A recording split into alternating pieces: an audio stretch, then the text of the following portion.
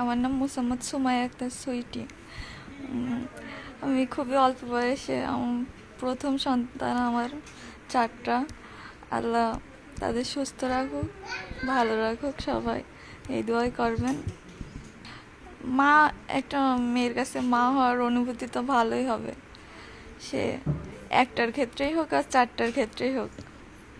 আমাদের এখানে গতকাল যেটা হয়েছে সেটা আসলে আনপ্রেডিক্টেবল ছিল। তারা সবসময় জানতো তাদের 2টা বাচ্চা আছে। তা কয়েক জায়গায় তাদের এর আগেও আল্ট্রাসাউন্ড রিপোর্টে 2টা বাচ্চা বলছে, এবং আমাদের এখানে সে কালকে ব্যথা অবস্থায় আসছিল। তারা বলছে আমরা সিজারের ডিসিশন নিচ্ছি, তারা নিজেরাই ইচ্ছাকৃতভাবে সিজারের ডিসিশন নিয়েছিল। তা প্রথমে 2টা বাচ্চা বের করার পরে যখন প্লাসেন্টা আউট করা হচ্ছিল তখন ম্যাডাম নিজেই বলছে আরেকটা বাচ্চা আসছে, কেউই জানে না। তখন বলছে আরেকটা ট্রে নিয়ে আসেন, আরেকটা বাচ্চা আসছে।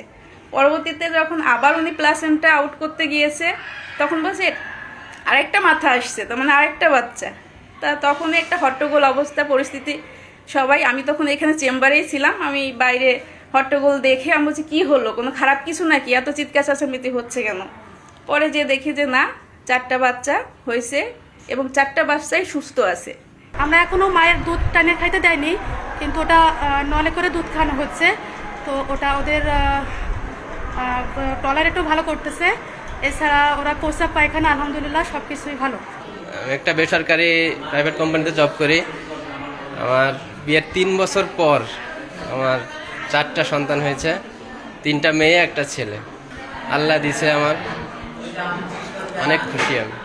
4টে বাচ্চা হয়েছে, আমরা খুশি হয়েছে। ভালো সুস্থ থাকুক, আল্লাহ সুস্থ রেখেছে, এখন আছে সুস্থ। বাচ্চাদের নাম কি রাখছে? ছেলেটার নাম রাখা হয়েছে সিয়াম, আর মেয়েগুলোর নাম আমরা পর্যায়ক্রমে রাখবো।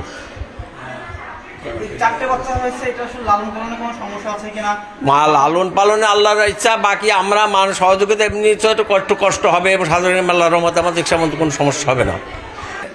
গতকালকে আপনার 6 তারিখে দুপুরের সময় জহর নামাজের বাদ হয়েছে। আপনার কি হয়?